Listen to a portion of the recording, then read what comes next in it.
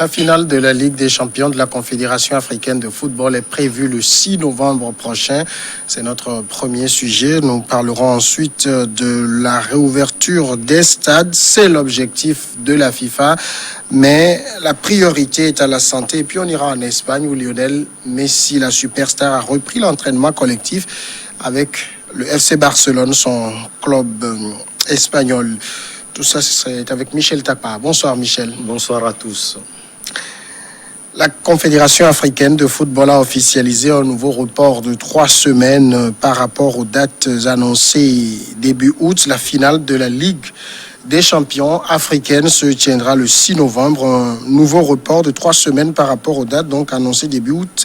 C'est la CAF qui le dit, selon le président de l'instance Ahmad Ahmad, qui s'exprimait lors d'une conférence de presse par visioconférence au siège de la CAF au Caire. Les décisions ont été prises après des consultations avec les différentes parties. C'est la CAF qui n'est pas prête ou ce sont les parties dont parle le président Ahmad Ahmad qui ne sont pas prêtes? Visiblement les deux. D'abord la CAF, on sait que le continent africain, tout le monde entier, surtout le monde du football est en train de vivre une crise sanitaire. Donc il faut que les parties se réunissent et qu'elles arrivent à parler. Et donc c'est vrai que la CAF n'est pas visiblement prête parce que sur plusieurs fronts aussi, on a vu des reports sur reports de la CAF. On va peut-être en parler. Il y a aussi le championnat d'Afrique des Nations, les équipes locales qui n'ont pas pu jouer. La date est fixée maintenant. Maintenant, il y a aussi sans doute au niveau des clubs qui ne sont pas forcément prêts parce que quand le pays vit des moments difficiles sur le plan sanitaire, c'est vrai que plusieurs joueurs ont été testés positifs au coronavirus, même si je n'ai pas de cas précis quant à ce qui concerne les clubs qui vont jouer. D'abord, les demi-finales, il faut les préciser. C'est vrai que la CAF a déjà donné la date, le 6 novembre, pour la finale, qui sera jouée dans un pays, qui sera défini sine die. Mais il faut dire que les demi-finales ne sont pas encore jouées. Il y a 2 clubs marocains, on avait eu déjà le temps de le dire, 2 clubs marocains vont affronter 2 clubs égyptiens. Le Raja Casablanca, les Aigles Verts vont accueillir les Chevaliers Blancs du Zamalek du Caire, déjà le 17 de ce mois. Et puis le 18, il y a l'Empereur, l'équipe du Wydad Casablanca, d'un certain Julien Carlos Garrido, qui va accueillir Al-Ali, une autre formation égyptienne. Eux, on les appelle les Diables Rouges, d'un certain René Wilder. C'est après ces demi-finales. Le match aller, je l'ai déjà dit, le 17 et le 18. Et puis retour au Caire en Égypte, parce que les clubs égyptiens aussi vont accueillir les clubs marocains le 23 et le 24. Et puis on aura les 2 équipes qui sont qualifiées pour la finale. Et donc, cette finale aura lieu le 6 novembre. Alors, donc, c'est essentiellement, quand on parle d'équipe qui n'est pas prête, c'est raison sanitaire d'abord? Oui, sans doute raison sanitaire, parce que toutes les formations, et puis la Fédération africaine de football, tout allait bien avant que le coronavirus ne s'invite véritablement à tous les niveaux, non seulement au niveau sportif, mais aussi au niveau économique, au niveau social et autres. Donc, oui, c'est sur le plan sanitaire, parce que les équipes sont là. Il faut dire que les clubs n'arrivaient même plus à s'entraîner. Il y avait eu confinement dans presque tous les pays africains. Et vous voyez, les pays qui vont jouer ces demi-finales et qui seront éventuellement qualifiés pour la finale aussi, ce sont des pays qui ont été lourdement touchés par Covid-19. Il y a le Maroc et puis il y a l'Égypte. Donc voilà, si le pays va mal sur le plan sanitaire, ça a sans doute des répercussions sur les clubs. Et ça veut dire que, en tout cas, les dates qui ont été arrêtées, 17, 18 octobre, 23, 24 octobre, et finale le 6 novembre, on est sûr que d'ici là, la situation sera sous contrôle? Il faut d'abord dire qu'il y avait eu déjà un report de 3 semaines. On l'avait déjà dit ici. Donc je pense que la Fédération africaine de football, en définissant ces dates, comme vous l'avez dit tout à l'heure, de concert avec les clubs, a pu mesurer à peu près les éventualités. Je pense que les mesures seront prises. D'ailleurs, il faut dire que les matchs seront joués à huis clos. Ça, c'est normal parce que, vous savez, les mesures ne sont pas encore prises pour pouvoir amener le public dans les tribunes pour pouvoir jouer les matchs. Donc voilà, les mesures sont prises visiblement parce que Ahmad Ahmad, au cours justement de cette conférence, visioconférence au Caire, a été très serein et il a dit ces dates sont définies pour pouvoir jouer et les demi-finales et la finale de la Coupe de la Champions League au niveau africain. Mais il faut également préciser qu'il y a aussi des dates qui sont déterminées pour les demi-finales et la finale de ce qu'on appelle la Coupe CAF, qui est l'équivalent de l'Europa League en Europe. D'abord, si vous le permettez, il y a Astana Union Sport d'Agadir qui va affronter le RS Berkane, l'ancien club du Togolais Fodo là-bas. Déjà, le match aller, c'est le 19 de ce mois. Et puis Pyramide, un club égyptien, les héritiers des pharaons, vont accueillir l'équipe de la Guinée-Conakry, Oroya. Et le match retour également va se jouer avant la finale qui est prévue le 25 de ce mois. Et côté joueurs, c'est vrai que quand on regarde dans les grands clubs européens, il y a beaucoup de joueurs contaminés par le coronavirus. C'est la même chose pour ces 4 clubs. Il y a des joueurs qui ont été testés positifs. Oui, j'ai pu faire des recherches au niveau du club du Zamalek. Il y a 2 cas qui ont été testés positifs, mais qui sont mis en quarantaine et puis traités depuis quelques temps. Pour les autres clubs, je n'ai pas eu écho, mais je pense que ce sont des aspects sans doute à voir avant les demi-finales et puis la finale. Et je pense que les clubs au niveau marocain et les clubs égyptiens ont pris ces mesures avant ces compétitions à venir. Alors justement, quand on parle toujours de cette Ligue des champions de la CAF, on a comme l'impression que les Maghrébins ont le monopole là-dessus.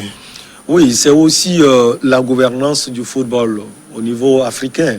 Vous savez, vous avez bien fait le constat, ce sont ces pays qui arrivent à se hisser. Jadis, on voyait des équipes aussi au niveau de l'Afrique sud-saharienne. Le Ashanti Kotoka a déjà montré l'exemple. Et puis les clubs sud-africains aussi faisaient de bonnes choses, sans oublier ceux du Nigeria. Mais on a l'impression aujourd'hui que le football africains, du moins au niveau de ces différentes coupes continentales, sont maintenant se sont réfugiés au niveau de l'Afrique du Nord. Oui, c'est la gestion, parce que moi j'ai remarqué que ces pays comme le Maroc, l'Égypte, l'Algérie, peut-être la Tunisie, vont sans doute à l'apprentissage du football moderne. Surtout quand on parle d'apprentissage, c'est ce qui se fait dans le vieux continent, parce que le niveau est élevé, le summum est là-bas. Mais par contre, en Afrique, au niveau sud-saharienne, on se base plus dans l'amateurisme, et ce qui fait que les clubs n'arrivent plus véritablement à progresser. Il n'y a pas une certaine compétitivité. En plus, il y a aussi l'investissement qui est fait dans le football. Vous savez qu'aujourd'hui, le football, c'est l'argent. Et ce sont les clubs, ce sont les pays qui dépensent plus en matière de football, qui arrivent à faire venir des joueurs de ce nom, des joueurs talentueux qui peuvent avoir la capacité de pouvoir jouer les coupes au niveau continental. Et je pense que l'Afrique du Nord arrive à le faire avec une certaine maestria, et c'est ce qui fait la différence. Un autre aspect, il y a aussi la formation à la base. Je pense qu'aujourd'hui, au niveau du Togo, au niveau des pays, d'autres pays de l'Afrique noire, on peut constater qu'on parle plus du football à la base. C'est une nouveauté, mais vous savez, les Égyptiens, les Tunisiens et autres, je pense qu'ils le faisaient depuis, et je pense que le résultat est là aujourd'hui. Quand vous arrivez à investir dans le football à la base, vous avez les résultats plus tard, parce que les joueurs seront formés et ils auront l'aisance nécessaire pour pouvoir jouer les grandes compétitions. Je pense que ce sont quelques aspects qui font que les clubs au niveau maghrébin arrivent à répondre au niveau africain. On a des demi-finales en aller et retour. Pourquoi au niveau de la CAF, on n'a pas pris l'exemple de ce qu'a fait par exemple la Ligue européenne en faisant des confrontations directes? Oui, on l'a déjà dit, on sait que la CAF a souvent l'habitude de pouvoir copier ce qui se fait en Europe. Mais cette fois-ci, on a vu, la CAF ne s'est pas alignée tout de suite derrière ce qui a déjà fait, et très bien par l'UEFA, et réussi au Portugal. Je pense que c'est sans doute quelque chose qui est lié à la CAF. Vous savez que loger aussi des joueurs, le staff technique et autres dans un pays, quand on prend peut-être le Ghana, l'Afrique du Sud, pas peut-être l'Afrique du Sud parce que c'est un pays aussi touché par coronavirus, un autre pays, ça va aussi dépendre plus de moyens au niveau de la CAF. Donc la CAF a pu sans doute mesurer les pour et les contre, je pense qu'elle est sûre que ce format dégagé aujourd'hui, les matchs aller-retour à huis clos, va plus pouvoir l'aider. Ce sont deux clubs marocains et deux clubs égyptiens qui s'affrontent. Ça veut dire qu'on peut avoir une finale qui oppose deux clubs du même pays. Oui, deux clubs du Maroc peuvent jouer la finale, c'est-à-dire Raja Casablanca et le Wydad Casablanca. Et puis deux clubs de l'Égypte, le Zamalek du Caire et puis Al Ahly aussi peuvent jouer la finale. De même, on peut avoir un club marocain et puis un club égyptien. Et dans ce cas, le terrain qui accueille la rencontre sera tiré au sort, c'est ce qui a été décidé. Oui, le terrain qui va accueillir la finale sera tiré au sort, s'il est dédié. Ça serait défini sans doute par la Confédération africaine de football également. Peut-être que si c'est deux clubs égyptiens, la finale va se jouer au Maroc.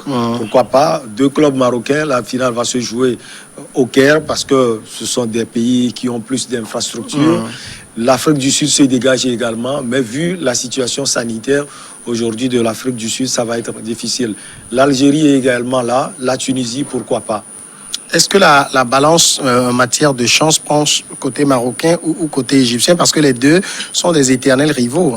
Oui, c'est vrai. D'abord, quand vous prenez les pays, le Maroc et puis l'Égypte, deux rivaux, deux pays rivaux en matière de football africain. Et puis quand vous prenez les équipes, le Raja qui va accueillir le Zamalek du Caire, deux équipes également qui ont eu une sacrée histoire avec la Ligue des champions africaine. Et puis le Wydad Casablanca qui est en train de venir en puissance aujourd'hui avec Juan Carlos Garrido et tout ce qu'il est en train de faire à la tête de cette formation. On n'oublie pas Al Ahly aussi qui, depuis quelques années, et qui, j'allais dire, a une histoire sacrée aussi avec la Ligue des champions. De grands joueurs égyptiens sont passés par ce club. Et puis René Wilder est en train également de faire un travail. Et tout peut aussi, comme en matière de football, on le dit toujours, tout peut aussi se jouer au niveau du mental et au niveau du travail des entraîneurs qui sont sur le banc. Comment ils auront à aiguillonner leur poulain, la manière dont les systèmes de jeu, évidemment, la manière de pouvoir pousser ces joueurs à remporter la victoire sur les deux manches. Donc, je pense que c'est vrai que les quatre équipes qui sont là aujourd'hui ont ce nom pour pouvoir se qualifier pour la finale et éventuellement remporter la victoire. Il n'y aura pas forcément de surprise, même si le Zamalek du Caire est plus ancré à la compétition que les autres. Le Wydad Casablanca aussi a une histoire sacrée, plus avec cette compétition. Notre second sujet, nous restons toujours un peu sur les questions de santé de football. Rouvrir les stades de football, c'est l'objectif avec la reprise des différents championnats, mais la santé doit rester la priorité. C'est ce qu'a souligné mercredi le président de la Fédération internationale de football, Gianni Infantino, lors d'un déplacement à Rome. Le football sans supporters, ce n'est évidemment pas la même chose, mais la santé est plus importante, a-t-il souligné après avoir rencontré le chef du gouvernement italien, Giuseppe Conte, pour discuter de la reprise des compétitions dans la péninsule où la Série A reprendra le 19 septembre à porte close. Alors, santé, la priorité, ce que dit Gianni Infantino, c'est qu'on va reprendre, mais il faut toujours un format sans public. Oui, je pense qu'aujourd'hui, c'est clair, parce que le coronavirus n'est pas définitivement éradiqué. Tout récemment, on a encore dit qu'il y a 10 cas en une seule journée détectés en France. Il y a aussi des cas en Italie, en Espagne, en Angleterre et partout. Donc, on ne peut quand même pas attendre que cette pandémie finisse avant de reprendre les compétitions sportives, surtout le football au niveau européen. Il faut reprendre, mais sans public. C'est ce que Gianni Infantino est en train de dire. Mais je pense que la gestion que ces pays ont eu à faire en matière de la poursuite du championnat, après ce temps aussi hardi de coronavirus, notamment dans des pays qui ont été ardemment ou bien durement touchés, l'Italie, bastion, si on peut le dire, de Covid-19 en Europe, l'Espagne également, qui a eu beaucoup de cas, et puis sans oublier la France. Je pense que aujourd'hui, ces différentes fédérations ne vont pas trop accepter des propos peut-être pédantiques de la part de la Fédération internationale de football association et par le truchement sans doute de son président. Oui, ces fédérations peuvent avoir des propositions, mais vouloir une gestion carrément de la FIFA quant à ce qui concerne la reprise des championnats et autres, je pense que ces fédérations ne faut pas accepter. Et donc, Gianni Infantino est en train sans doute de faire ce périple à travers tous les pays, les grands majeurs, effectivement, pour pouvoir prendre la température et pour pouvoir insister sur la nécessité de pouvoir commencer les championnats. La France, d'ailleurs, a déjà commencé, mais prioriser, comme il a dit, la santé. Mais quand on prend au niveau européen pour les différents championnats, est-ce qu'il y a des pays qui envisagent des reprises avec public? Non, pour le moment, non. Pour le moment, ce sont des huis clos. Comme je l'ai dit, la France a commencé. L'Italie va commencer le 19 septembre. L'Espagne également se projette sur l'ouverture du championnat. Et puis la Grande-Bretagne et autres. Des pays avec public, pour le moment, non. Ce sont des choses à définir. Entre parenthèses, nous avons fait un élément au niveau de la rédaction sportive de New World TV, où au Brésil, il y a eu cette maestria, si je peux le dire, d'un DJ qui est venu au stade avec ses instruments et qui a envoyé, si je peux le dire, le son du public, les joueurs qui sont en train de jouer. Et c'est comme si le public, avec ses cris, qui est toujours derrière les joueurs, les aiguillonnant à aller chercher la victoire. Ce sont des exemples. D'autres cas peuvent être inventés pour pouvoir pousser justement les joueurs à mieux faire sur le terrain, parce qu'il faut le dire et le préciser, c'est très important. Jouer au football sans public, c'est toujours difficile. Est-ce que tous les championnats au niveau européen vont pouvoir reprendre? Oui, pour le moment, les championnats, les grands, les majeurs vont reprendre. La France a commencé. L'Italie va reprendre, comme je l'ai dit, le 19 septembre. L'Espagne également, la Grande-Bretagne également, ou bien l'Angleterre. Il y a la Belgique qui va aussi commencer. Bon, des échos d'autres championnats qualifiés que je peux qualifier un peu de mineurs, les Pays-Bas, la Suisse et autres. Sans doute, ça va reprendre, mais comment? On verra. Sans doute, certains championnats reprennent en septembre, d'autres en octobre, et d'autres sans doute viendront peut-être en décembre. Tout dépendra des réalités qu'il y a dans ces pays quant à la gestion de la crise sanitaire. Alors justement, sur le plan de la crise sanitaire, quand on regarde en Europe, les contaminations repartent à la hausse. Hier, par exemple, la France dénombrait plus de 10 000 nouveaux cas et le gouvernement français annonce des mesures douloureuses. Ça peut vouloir dire reconfinement dans ce cas. Est-ce que les championnats qui ont repris ne risquent pas de s'arrêter en chemin? C'est une possibilité. Mais je pense que aujourd'hui, la tendance est plus vers des mesures draconiennes, c'est-à-dire des mesures pour pouvoir vérifier l'état de ces joueurs avant d'entrer sur le terrain de football, avant d'avoir des contacts, le staff, les arbitres et autres. Donc on prend plus de positions dans ce sens. Pas trop de positions quant à ce qui concerne reprendre et cesser. La France a repris. Je pense que la France à mesurer véritablement les pourtours de la chose avant de reprendre, parce que cette France, ou bien la France a été l'un de ces pays qui ont stoppé, il faut le préciser, le championnat à un moment donné de la crise, quand cette crise sanitaire a été élevée. Donc je pense que avant de prendre toute décision, il faut justement la mûrir. La France a eu à le faire. L'Italie a encore quelques jours, je l'ai dit le 19 septembre, quelques jours pour pouvoir décider véritablement. Et d'ailleurs, lorsque le président de la FIFA a rencontré le Premier ministre italien, il a rencontré également le président de la Fédération italienne de football, qui l'a rassuré quant au progrès, quant aux mesures qui sont prises aujourd'hui pour pouvoir commencer le championnat. Donc, pour répondre concrètement à votre question, oui, on pense plus commencer et mettre en place des mesures là, comme l'exemple de l'Allemagne qui a montré un exemple en reprenant le championnat et en prenant des mesures pour pouvoir stopper les contaminations éventuelles sur les terrains. Alors, est-ce que ça va être uniquement la décision des clubs ou des gouvernants? Je pose la question parce qu'on connaît le sacro-saint principe de la FIFA qui est la non-ingérence du gouvernement dans les affaires de football. Mais là, on est en situation pandémique. Oui, c'est très important que le gouvernement aussi donne son aval. En parenthèse, on l'a vu avec le cas du Togo, où la Fédération togolaise de football veut attendre la décision du gouvernement, même si on a fixé une date. Oui, je pense que c'est le gouvernement qui arrive à contrôler cette situation sanitaire. Et donc, si ça va mal sur les terrains de football, ça va retomber sur la tête du gouvernement. Donc, je pense que les gouvernements, notamment les gouvernements de la France, qui a commencé... D'ailleurs, la France a commencé par rapport aussi aux décisions du gouvernement français. Et donc l'Italie va le faire. Et je pense que Gianni Infantino, en faisant son périple en Italie, a eu à rencontrer le Premier ministre italien pour discuter également de cela, même s'il ne peut pas aller dans un pays sans peut-être rencontrer le chef de l'exécutif ou bien les autorités du pays. Il a discuté de ce cas avec le Premier ministre. Il a fait également avec le président de la Fédération. Et je pense que les gouvernants aussi ont leur mot à dire.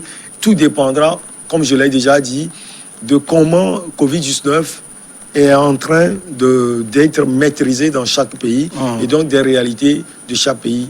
D'ailleurs, l'Espagne n'a pas encore défini une date précise, même si elle se projette sur le début du championnat. Espagne, justement, c'est notre troisième sujet. La superstar du FC Barcelone, Lionel Messi, a repris l'entraînement avec le reste du groupe catalan mercredi matin après s'être entraîné seul de son côté lundi et mardi. C'est ce qu'a annoncé le FC Barcelone dans un communiqué ce mercredi. Messi,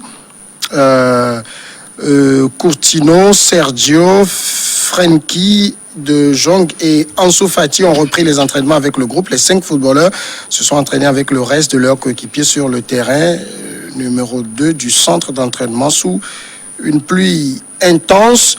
C'est vrai que c'est un événement au niveau de l'Espagne, la reprise d'entraînement collectif de Lionel Messi, parce que justement le joueur reste finalement au Barcelone. Oui, il reste finalement au FC Barcelone. Si vous le permettez, ces 5 joueurs, c'est très important de le préciser. Messi reste. Après tout ce tohu-bohu autour du joueur, éventuel départ, il faut rester. Son papa, qui est son agent également, est arrivé, a pu discuter avec les dirigeants. À un moment donné, Messi maintient sa position. Je vais quitter parce qu'il n'y a pas cette gestion que je voulais. Il y a Philippe Coutinho aussi, qui revient d'un prêt au niveau de l'équipe de la Bavière, qui a d'ailleurs remporté la Ligue européenne des champions. Il y a Sergio Busquets, qui faisait partie des cadors, qui serait en partance. Son nom aussi se trouvait dans la liste de ceux-là qui éventuellement vont quitter le club. Frenkie de Jong, le Batave, qui retrouve son entraîneur. Donc lui, il a la chance. Et son entraîneur, d'ailleurs, compte également sur lui. Et Ansu Fati, le joueur espagnol d'origine gambienne, il faut le préciser, très jeune, mais qui fait partie des plans aujourd'hui de l'entraîneur Batave. Oui, Messi a repris les entraînements et je pense que c'est une bonne chose finalement pour le FC Barcelone, parce que je l'avais déjà dit, il y avait des éventualités de départ. Il y a des clubs, le Paris Saint-Germain, Manchester City qui étaient plus cités, mais il y avait aussi l'éventualité là que Messi puisse rester à la maison. Il est resté à la maison avec tous les risques possibles, il faut le préciser, parce qu'on a l'impression aujourd'hui que c'est Messi finalement le président du FC Barcelone et tout ce qu'il veut, c'est ce qu'on fait, parce qu'il y a eu des garanties pour Messi. À part le côté financier, il y a aussi ce côté, parce que Ronald Koeman avait clairement dit à Luis Suarez, le joueur uruguayen, que voilà, je ne compte plus sur vous, vous pouvez quitter. Il était en pleine négociation avec la Goba, la Juventus de Turin. Selon les dernières nouvelles, Messi reste et son ami de toujours, Luis Suarez, également va rester.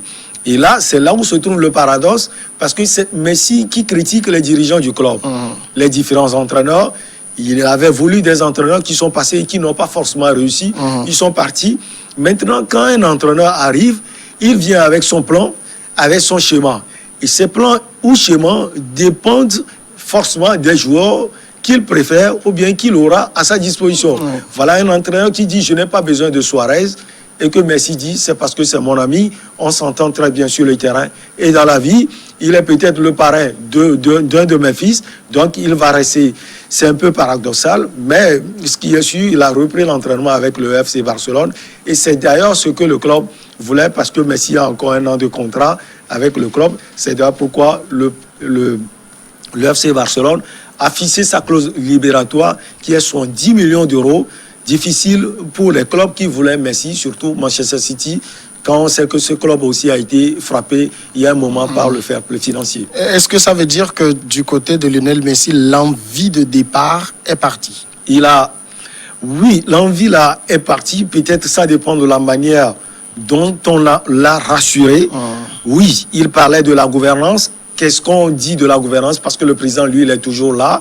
Mais le directeur sportif, Eric Abidal, est parti, l'entraîneur est parti, et puis Sarabia, qui est l'agent au niveau du FC Barcelone, également est parti parce qu'il est en perpétuel différend avec non seulement Messi, mais aussi son ami qui retient aujourd'hui, Suarez. Oui, l'envie là est partie peut-être, mais quand on voit toute l'imbroglio qui a entouré le dossier Messi, ces temps-ci, on se dit, est-ce que Messi n'est pas resté parce que voilà, il n'a plus d'issue. Parce que quand vous voyez sur tous les plans juridiques, Messi ne pouvait pas partir. La clause libératoire là doit être déposée par Manchester City ou bien le Paris Saint-Germain ou encore la Juventus de Turin, parce qu'on a parlé également de la Juventus de Turin avant qu'il ne quitte. Et le FC Barcelone a dit également, il a 1 an de contrat. Et dans la clause là, c'était dit que Messi pouvait nous avertir d'un éventuel départ, mais il doit le faire avant le 30 mai. Sauf que le 30 mai là est passé et donc Messi doit forcément rester. On s'est dit que tous les tests vont à l'encontre du départ de Lionel Messi et je pense qu'il doit s'asseoir effectivement aujourd'hui parce qu'il y a eu trop de feuilletons et chaque fois que le FC Barcelone est battu, il faut le préciser, la remontada face au club de la Louve, la Roma, Messi a parlé, la remontada face au Red de Liverpool, Messi a parlé, les 8 buts contre 2 face au club de la Bavière, il y a eu également le feuilleton Messi. Finalement, Messi est le roi. Ah, ça veut dire Messi reste et Messi reste le maître à bord. Oui, il est sans doute le maître à bord parce que quand on voit tout ce qui a entouré son départ et on est arrivé à le retenir avec les conditions qui sont mises à ses côtés, je pense qu'il est le maître à bord. Mais ça va être un peu plus difficile parce que Ronald Koeman reste aussi un monsieur très têtu et qui a toujours envie de faire ce qu'il veut. Michel Takpa, merci. C'est moi. La pause, le journal, regard croisé juste après.